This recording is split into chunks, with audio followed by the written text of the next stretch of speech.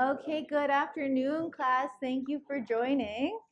We know that we're all done with chapter 1 is gone on the midterm, same with the first half of part 2.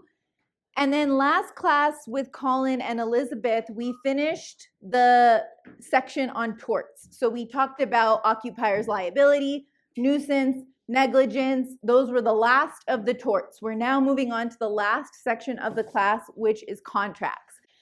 Every chapter we do moving forward is going to be about making, breaking, breaching contracts. This is such a good topic to know. Not only to know, but to refresh your basic skills on, and it's applicable to a lot of real world business situations. As resolution officers at CPSA, what the three of these people do is negotiate agreements essentially on a daily basis. And so the principles of what we're going to learn today of what makes a valid agreement is not only applicable to them, but I guarantee each of you, as you move forward into your careers, just to get the employment contract, will have to enter into an agreement. So the learning objectives of chapter 7, this is just the first half. We'll cover the second half on Thursday. We're going to talk today about what are the elements of a contract. What things need to occur for us actually to have a legitimate agreement. We're going to talk about what actually is a valid legal offer, what is a valid legal acceptance, what are the different forms that those can come in. And then what happens if we counteroffer or reject or delay our acceptance for a really, really long time. So the elements of a contract are, first and foremost, we need intention to create a legal relationship. So similar to everything else we're learning in this course, you can't trick somebody into agreeing and being into a contract with you just because you've met these other elements. Both parties have to have a meeting of the minds. They have to both know that they're going to enter into a legal relationship and have that intention. Second, there has to be an offer. The offer is of some terms that you want to come to agreement to. There has to be acceptance of that offer. And then there has to be an exchange of something. So remember when we were learning the difference between torts and contracts, what was the purpose of a tort? To compensate the victim, exactly. And what was the purpose of contracts? Yes. Exactly. So the purpose of contracts is to exchange benefits. Somebody is benefiting, both people are somehow benefiting from this agreement taking place. And so that exchange of value is called consideration. So let's look at this example. This person says, would you like to buy my bike for $150? This person says yes. And then they give them the presumably $150 and they give them the bike. Do we have a valid contract? Hands up for yes. Hands up for no. All right, let's hear it. What's both sides? Considerations where they each get value. Yes, so we have an exchange of consideration. What else do we have? Intention to create legal relationships. So how did you conclude that? Well, the intention is like, would you like to buy? So like, they wouldn't like you're offering something. Yeah, so the whole situation of selling a bike, I'm trying to enter into a contract here. Exactly. So we have intention to create a legal relationship. We have exchange of consideration. What else do we have? I guess to add on to that intention is there's clear confirmation, like there's a yes. So yeah, and so we refer to that as acceptance. Very good. What's the last element that we're looking for? It's the offer. Yeah, we just did a bit out of order here. So we have the whole context, intention to create a legal relationship. Then we have the offer. We have acceptance of that offer. This is the yes. And then we actually have exchange of the things. Sorry. So what we're going to talk about today, because I don't want you to get confused, in today's class, I'm just gonna ask you whether we have valid offer and acceptance. We're not worrying about the actual exchange of anything today. We're gonna talk about that in chapter 8. So this is the first half that we're gonna talk about today, actually having the proper pieces to get into a contract.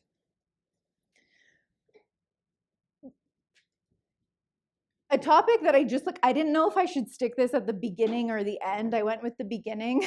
This is not a contract, but it is a concept that you will be examined on, and it's called a comfort letter.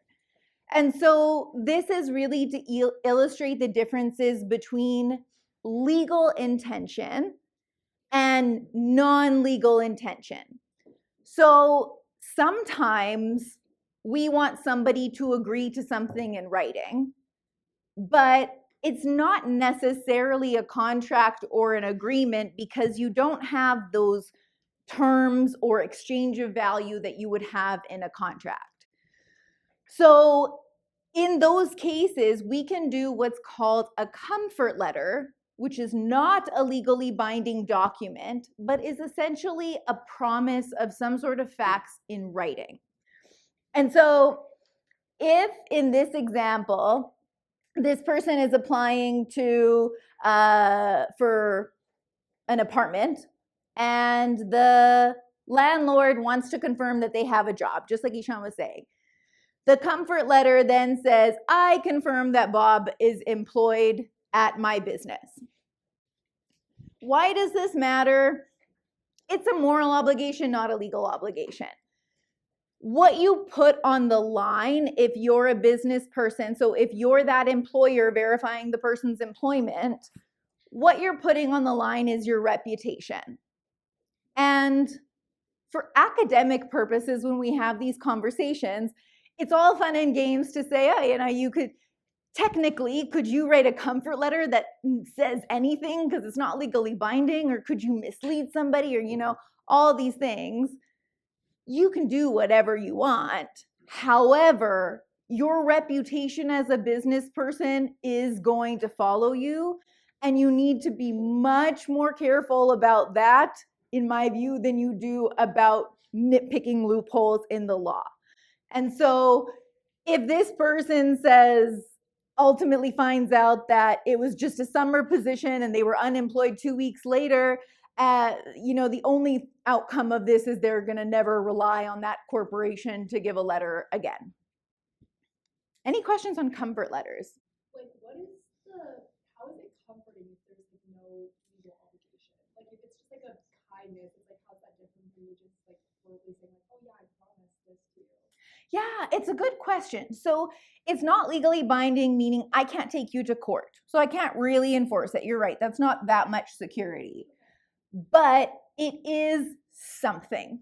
And it's something in writing, which you can rely on, but you just can't take to court.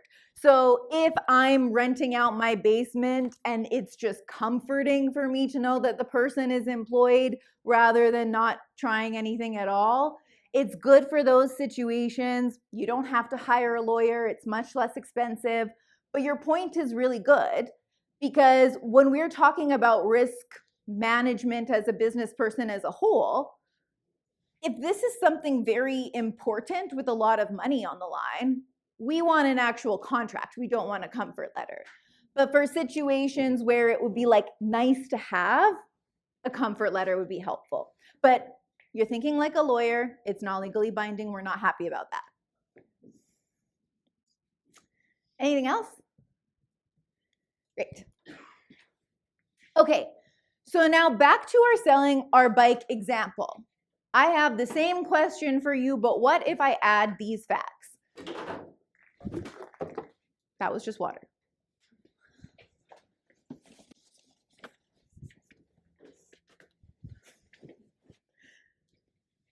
Instead, okay, so I've added these facts. We have kids playing, and this is Monopoly money. Do you want to buy my bike? Sure, we've exchanged Monopoly money. Now, how do we feel? Do we have a contract? Hands up for yes. Hands up for no. Very good. Okay, so tell me more about that. Why is there no contract? There's no exchange of consideration. No exchange of consideration. Exactly. What else isn't there? Intention to create legal relations. Exactly. Sorry, that wasn't back to you, but great job. You got both.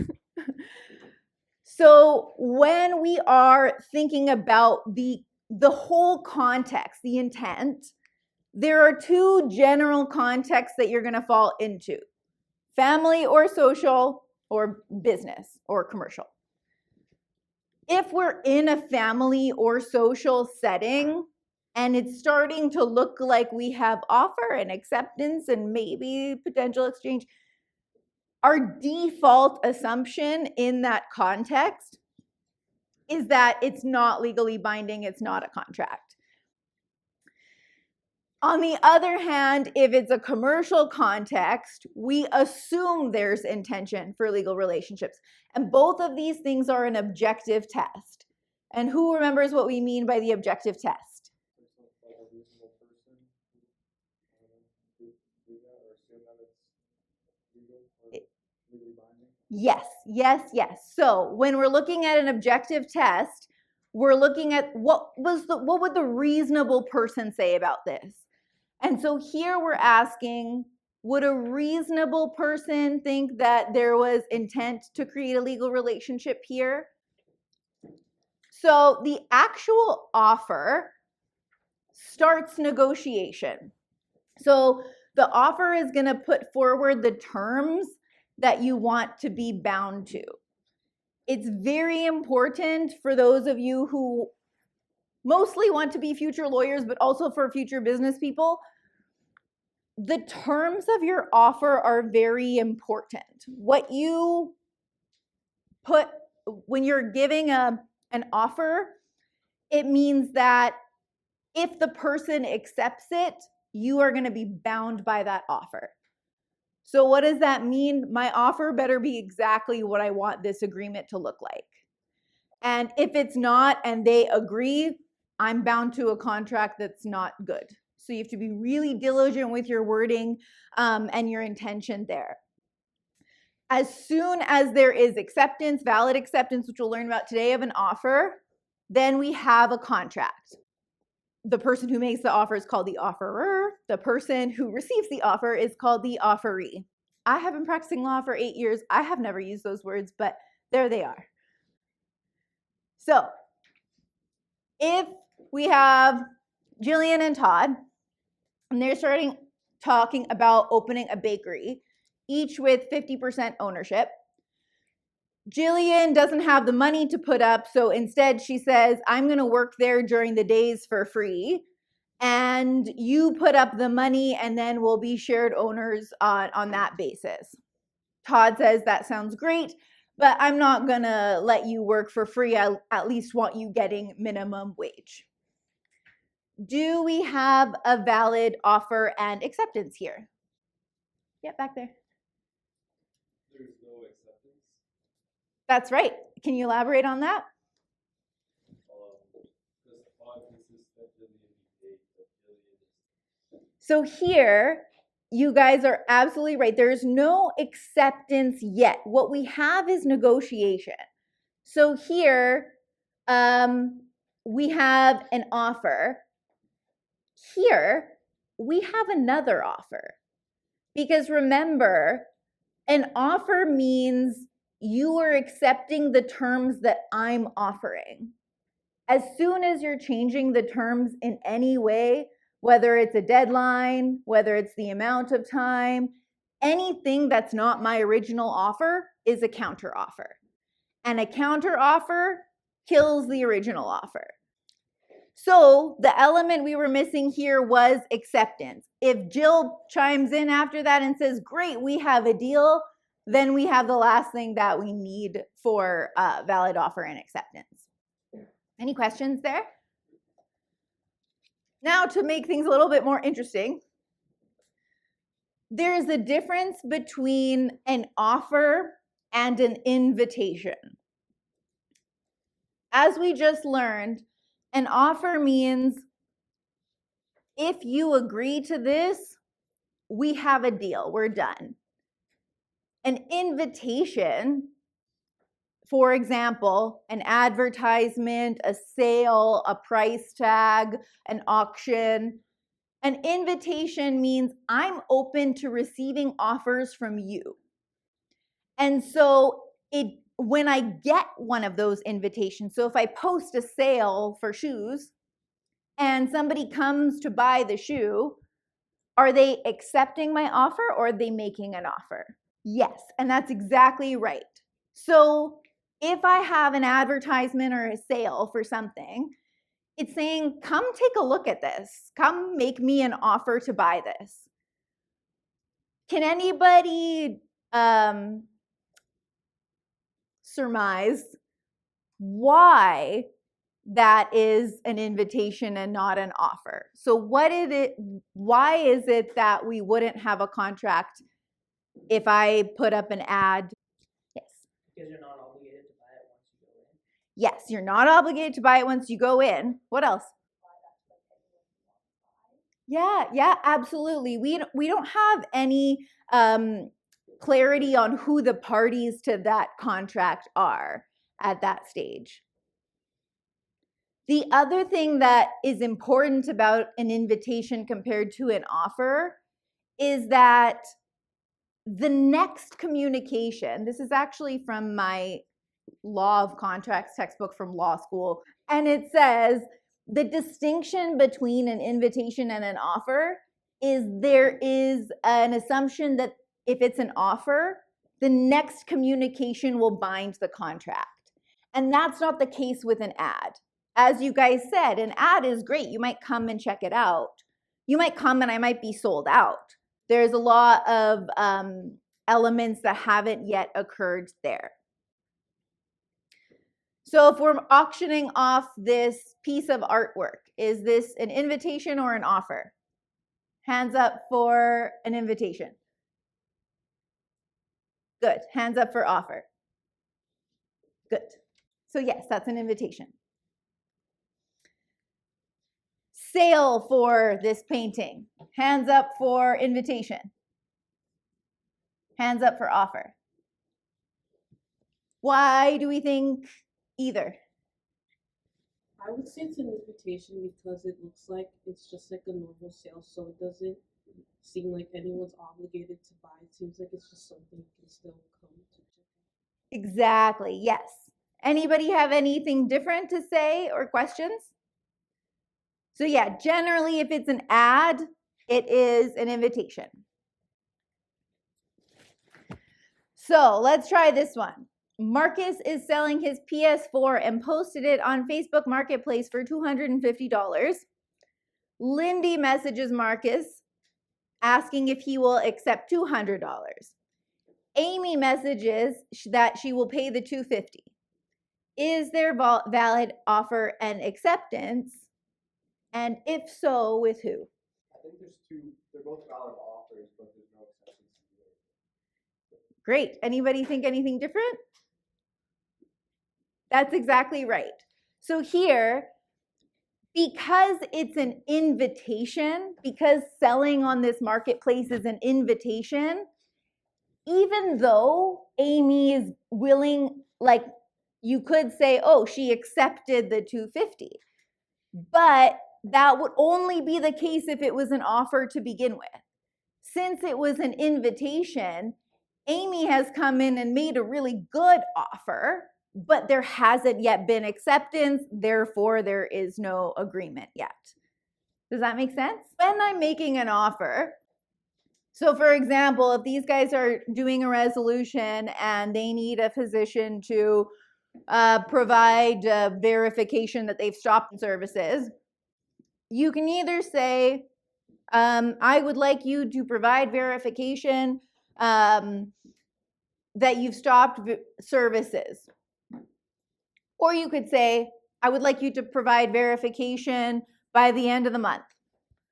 Or you could say, I would like you to provide verification by October 22nd by 4 p.m.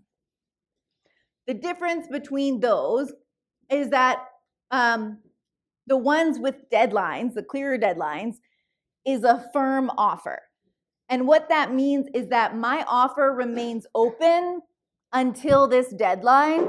As soon as we are past this deadline, my offer lapses. It's as if it never existed at all. Therefore, it's not open to acceptance. If you don't have a deadline to your offer, it doesn't just remain open forever, because that would be a very inconvenient way for us to conduct business if you could never have any certainty about whether your offer has closed or not. And so that's when we bring back in our reasonable person to objectively say, has a reasonable amount of time passed that the reasonable person would consider this offer to have lapsed. Let's look at this example. If on March 1st, Annie writes to Brock offering to sell her used laptop for $600. So what do we have there? Yell it out. Offer. The offer does not specify a time limit. So what does that mean about the offer? It's not a firm offer. On September 1st, so about 6 months later, Brock writes back saying, I accept your offer, but Annie has already sold the laptop to somebody else. Would a reasonable person believe that that offer had lapsed? Hands up for yes. Hands up for no. Okay, let's talk about it. What would be reasonable? Yeah, fair enough. So if you're the jury and an offer was sent on March 1st, the acceptance was sent on September 1st, do you think that's a reasonable amount of time? No. Fair, that's good logic. That's good. That's exactly what we want to get at with the objective test, is stepping back and saying, wait, let's zoom out and look at this from an objective perspective. There's not a bright line. There actually is not an answer. The whole class could have put their hands up and said, yeah, we think that's super reasonable, Dima. Canada Post was on strike and maybe it was caught in the mail. What's reasonable will differ depending on the context. And so what does that mean for you as business people and potentially as lawyers? There's another link here to WooClap for you. Is that when you're making offers, you want to be very diligent about the way that it's worded. You want to be very clear about the kind of deadlines that you're involved, hopefully about the kind of acceptance that you would like. So what the question is asking you to do is to help Annie make a better offer. So we put out that offer for $600 for the laptop. Was that a valid offer? Yeah, nothing wrong with it. But we ended up in a situation where we had a little bit of lack of clarity. So if you are interested in becoming a lawyer, a lot of the things that you're going to end up doing is looking at things like this and figuring out how to make them better. A lot of my life is looking at draft emails, draft letters, and just scrutinizing to make sure that there isn't something risky in there, or we don't put ourselves in a situation like this where 6 months from now we're going to be screwed. This offer will expire in 1 month. Within 2 months. So what I'm seeing here is you guys are adding deadlines. So this offer is going to either expire in it looks like, by the way, what was really interesting about this, naturally you guys landed at about a month or two for a reasonable deadline, it's interesting information, right? And so you want to have a deadline. If you want to be even better, how do you want the acceptance to be communicated to you? What's your contact information? Is it a phone call? As lawyers, do we want things in writing or verbally? In writing. So if you enjoyed this little activity of refining the offer, maybe you will be a contract drafter one day. Yeah. you should be a solicitor. That's exactly what you could do, is you could put terms for days on what could happen in all kinds of contingent situations. Okay, great work. Any questions on the lifespan of an offer? We know that we can revoke an offer. So in other words, we can take it back. What is so important for you to know about taking an offer back is that it has to be done before it is accepted. And we don't know when our offer is going to be accepted. You could say by this date, but if they accept immediately, like I said, you're bound by the terms that you offered. So we're not making offers that we don't want to be bound to. And we also know that we can take an offer back if it hasn't been accepted yet. And that's called revocation or revoking an offer. If the person who has made the offer dies or loses capacity, the old term in the law is dies or goes insane, that offer is assumed to have been revoked if it hasn't been accepted yet. If you accept and then change your mind, really important here, you can't revoke acceptance. Why is that? Because as soon as I accept, we have a contract. So I don't have the opportunity to take my acceptance back. What you're describing is breaching the contract. So we're in an agreement, I want out of it. So I either breach the agreement, I'm a summer student, they're not going to sue me by low risk, or there's termination clauses similar to what I was saying that tell you how you can get out of the agreement. So the clause might say on 30 days written notice to the employee may submit their termination. And so you just give them 30 days notice. Likely you'll negotiate something shorter, and then that's how you get out of the contract. But as soon as you accept, you're locked in.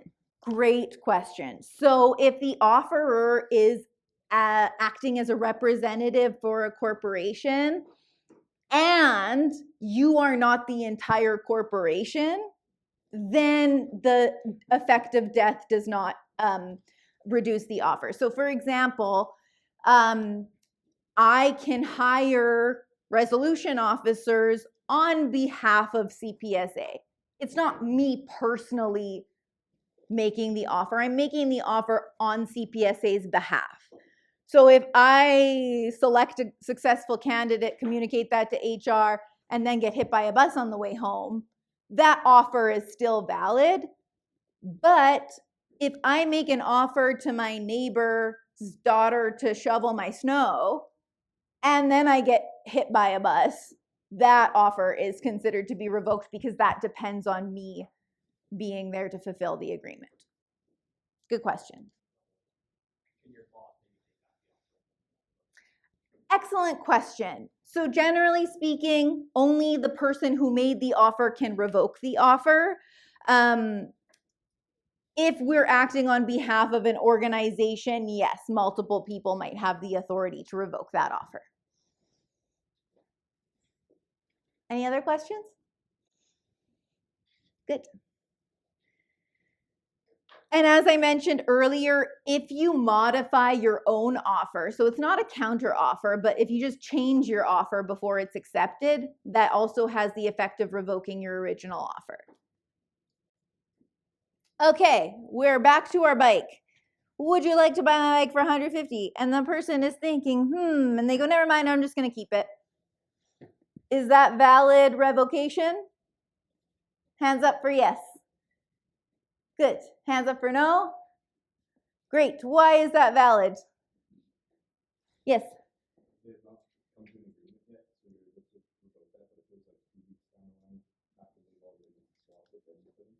Exactly. So here, there was no acceptance yet. So this person's thinking, revokes the offer. But, and even if before I said, never mind, I'll just keep it, this says sure. So offer acceptance revocation, is that a valid agreement? Or sorry, valid revocation? Hands up for yes. Hands up for no. Any, so the no's are correct. This is not validly revoked. Who can say why? Yeah, you can't revoke your offer after there has been acceptance. Yes. That is true. There has not been exchange of value yet, but what we have here is that the consideration will be the bike and the consideration will be the 150. So there is value to be exchanged. However, in order to exchange that, we first need a valid offer, then we need a valid acceptance. So we're just going in that order, but it's good thinking, but we're not quite there yet. This one is properly revoked. Any questions? These are the ones that I wrote this morning. That's why they're not visually helpful. So I was working on a resolution where a doctor needs to take a diagnostic reasoning course to improve their skills. That's one term. The second term is that they have to enroll with a practice mentor for 6 months because they had missed appendicitis in a patient and need some mentorship. On October 15th, Kaylee sends a draft contract to the doctor with the terms. On October 20th, the doctor replies saying that they've already taken that course, but would be willing to enroll in the mentorship program for a year instead of 6 months. Before the meeting, the doctor suddenly passes away. Was a contract formed before the doctor passed away? Why or why not? Yes, exactly. So the death had the effect of revoking the counter offer, because here they didn't accept. They said, well, how about I change these terms a little bit? That was a counter offer.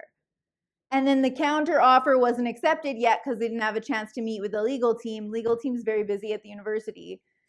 And so the doctor passes away, no contract. Any questions there?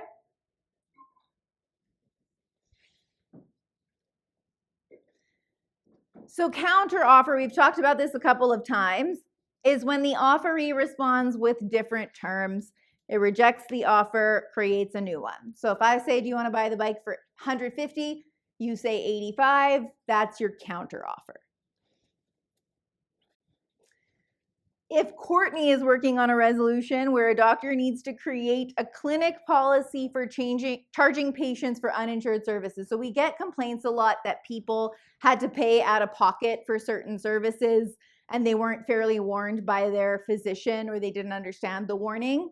And so oftentimes we're asking people to put policies and practices in place to better communicate that to patients. On May 10th, Courtney sends a draft contract to the doctor with the proposed terms. Doesn't hear back. On August 6th, she sends out a revised letter saying, in addition to the other terms, we need you to agree that you're going to respond to CPSA within 10 days of us sending you correspondence.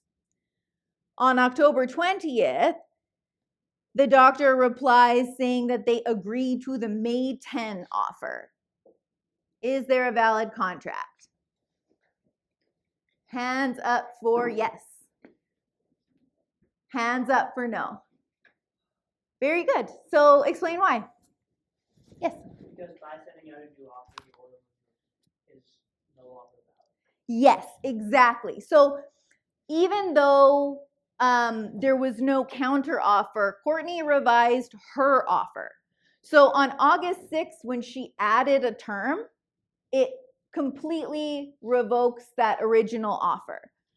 That's why it would be very important for Courtney to know that when she follows up in August, she's not just following up saying, hey, will you resolve this complaint by agreeing to respond to CPSA within 10 days? And then he agrees to that, and then we never get our practice procedure.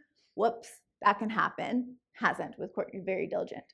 But by knowing that that offer is going to revoke the next offer, she's going to make sure that the revised offer includes every single term that she wants in the final agreement. Practical question to any of my resolution officers here. do you, in reality, real talk speaking, we receive this acceptance 6 months later. Are we closing this resolution?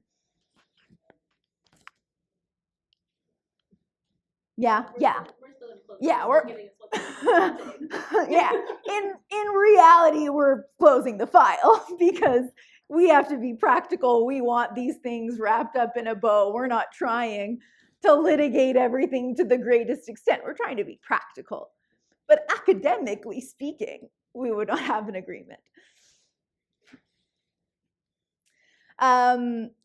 Finally, you can refuse an offer by rejecting it. And so a rejection ends negotiations. So up until now, we've been dealing with offers, revising offers, counter offers, all of that.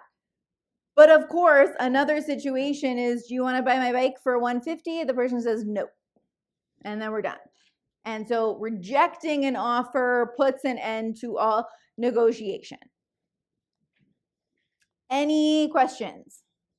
And I know you don't have this in your deck, but I just want you to marinate on this until Thursday. To have valid acceptance of an offer, you must have all of these things. You must have a response. So, what does that mean? Silence doesn't mean that we have a contract. There's obvious implications for that we'll go over next class. So, to be valid acceptance, first of all, something has to have been communicated to the person that made an offer. Second, it has to be unequivocal. And what that means is I haven't revised or changed your offer in any way, not putting any sort of contingencies on it. So yeah, I'll buy your bike for $150 if I get my paycheck in time tomorrow. That's not unequivocal acceptance. Unequivocal means we're finalizing it now. As I mentioned, directly reflects the terms offered. That's how acceptance can be validly communicated. Same as we went into all the nuances with offers today, we're going to go into all the nuances and technicalities with acceptance next class. I will see you then. Thank you for your participation. Great job today. I'll see you on Thursday.